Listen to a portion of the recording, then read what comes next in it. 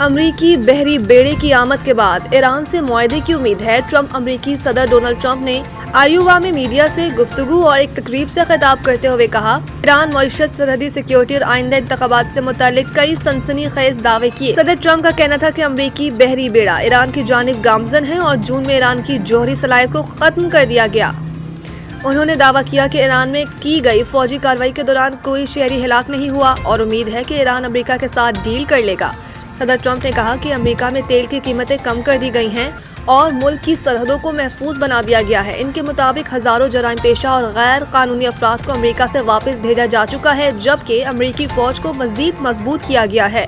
उन्होंने दावा किया कि मौजूदा हुकूमत को महंगाई का बहरान विरसे में मिला था, ताहम एक साल के अंदर महंगाई की शरह में नुमायां कमी की गई है और अमरीकी मईशत अब दुनिया की मजबूत तरीन मईशत बन चुकी है। सदर ट्रंप ने एतमाद का इजहार करते हुए कहा कि वो मिड टर्म इलेक्शन बआसानी जीत जाएंगे। सदर ट्रंप ने मिनीसोटा वाक़या की मुनसिफाना तहकीकात की यकीन दहानी कराते हुए कहा कि वो खुद इसकी निगरानी करेंगे।